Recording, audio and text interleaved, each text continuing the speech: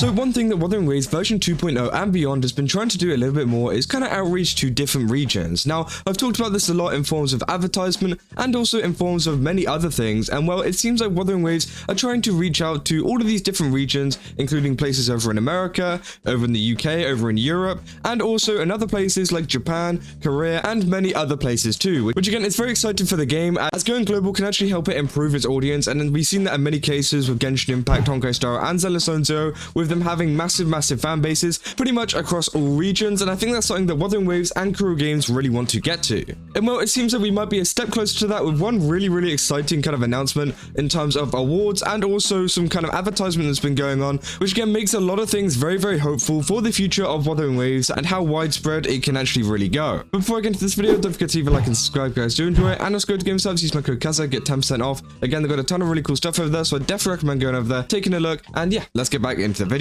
So if you guys remember, a couple of months ago, there's actually this kind of announcement thing that came out from Wuthering Waves saying they'd actually earned the Gold Hall of Fame on the launch of the PS5 version on the Famitsu website with a score of 34, which is considered very high. We went through, all the details on that and how, 34 is actually a very good score compared to a lot of games, and obviously, yeah, it was very exciting to see. But it seems like finally Wuthering Waves actually has some kind of like physical stuff to actually prove this, and they say, this is from the Wuthering Waves dev team Twitter, "I've received a Hall of Fame medal from the weekly Famitsu editorial department. This is all thanks to the Wanderers who support me. The entire development team is thrilled and will continue to bring you even more fun content." So as you can see here, they actually have a letter from the Kadakawa kind of people and everything like that, which again is very exciting to see because it means they are making waves across the kind of globe. And maybe that's a little bit of a joke there, seeing as the game is called Wuthering Waves, but hopefully it does open them up to even more promotions in some global regions, because Famitsu is a massive website.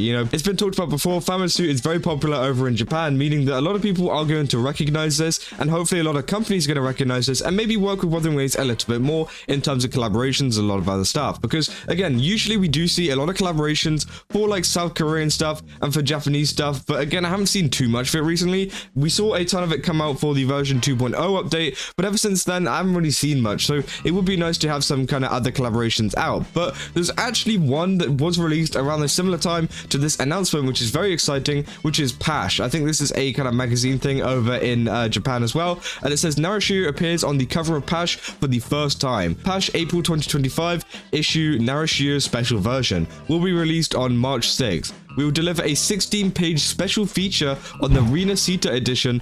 Fans will be drooling over the contents, including comments from the cast. So again, they're going to include a ton of stuff from the cast, a ton of stuff about Rina Sita, which is going to be very good. Now, I'm not sure personally on how popular Pash is over there. I feel like it is quite popular, considering it does have 156,000 followers over on Twitter for a magazine, company, which is kind of crazy. And obviously, they have this image of Brant on here, which I think looks really nice. I'm not sure if this is actually taken from the official artwork from some of his stuff, or this is like a specially made one to actually go on the cover, but again, it looks really nice. And obviously this is going to be in stores around Japan and places like that, which again is going to be very exciting, because it means more people likely to pick this up, find out a little bit more about Wuthering Waves, and actually come over to the game, which again is just all part of the plan for Wuthering Waves and moving forwards. And I think having such a successful update of version 2.0 has really helped them gain that kind of bargaining chip, I guess, whenever it comes to advertising and getting in there with some other companies to actually advertise their game even more. So again, it's really nice to see this happening. And obviously they actually share like a couple of samples and stuff like that. It's really nice that they've actually made a special edition, because sometimes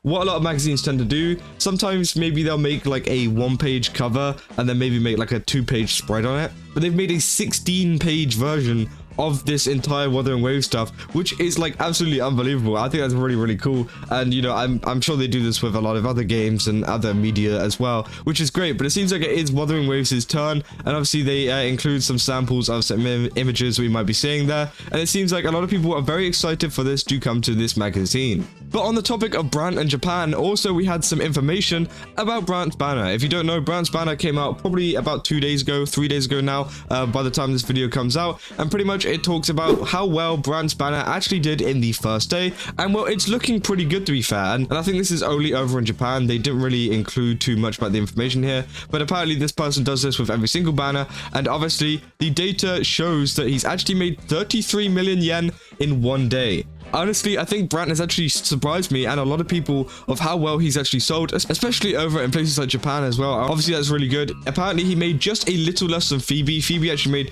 33.7 million, so she made, yeah, 0.7 million more, which honestly, I don't think is that much of a big difference. I think, honestly, they made a similar amount of revenue, which has actually surprised me. 33 million yen, by the way, is $223,000. So again, that is quite a lot for day one, and obviously, this is going to keep going up every single day and every single time, which again is really great to see, because it does prove that the kind of advertising for Japanese kind of markets and other places have gone up significantly, and that they are trying to push it in other regions. Because, you know, as I said before, a lot of gacha games, what they tend to do is they tend to stick in places like China or wherever the company is kind of made and the company is making the game, because it's just easier in terms of advertising and finding out what that audience kind of likes and just kind of distributing it as well.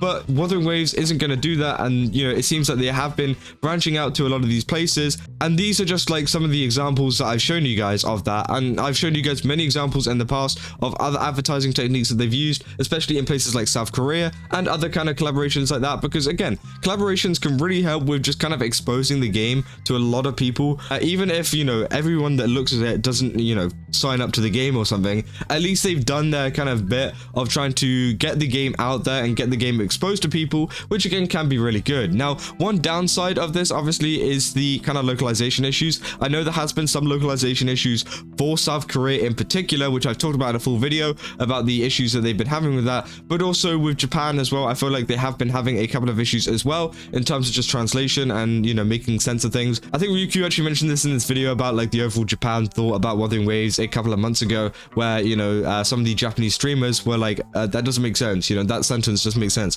which again can be a little bit annoying, and you know, maybe that does counteract some of the advertising that they've done, because some people might, you know, see some of this advertising, go, hell yeah, I'll play the game. They play like the first couple hours of the game and maybe it's not translated correctly, maybe the translation is a little bit off, and they're like, I don't really know if I want to keep playing, and then they quit, which again can be kind of bad for the game. But honestly, I don't think it's that big of a deal yet, because again, I feel like most people are sticking with the game because the gameplay is still really, really good. So honestly, I don't think that is a big deal, but it is just something to be made aware of whenever talking about other kind of regions. But what I want to see Wuthering Waves do more of now is actually push it over to the West, because they do a lot of stuff, you know, advertising to the West in terms of like trailers and online social media stuff, but we don't see them do any events or anything over here, which again, it's kind of disappointing. And it would be nice if we could have some similar collaborations and stuff like that actually done over here too, whether it's over in the US, the UK, or other European countries as well, which again would be really, really nice to see as someone who lives over here in the UK, because Genshin Impact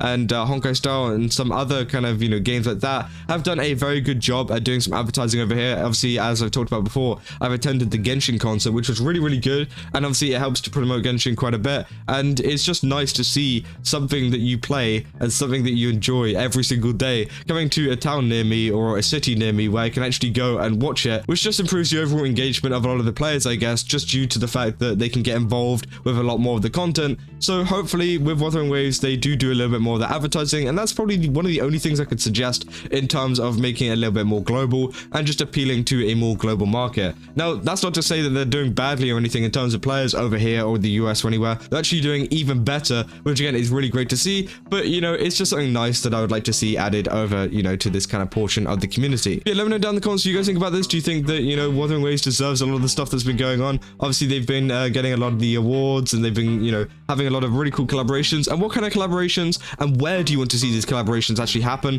Because, you know, maybe you guys are over in the UK like me, maybe you guys are over in the US, maybe you guys are somewhere completely different that you want to see some advertising for Wuthering Waves over. Let me know down in the comments, and yeah, I'll see you guys in the next one. Also, don't forget to leave a like and subscribe. Anyways, bye bye.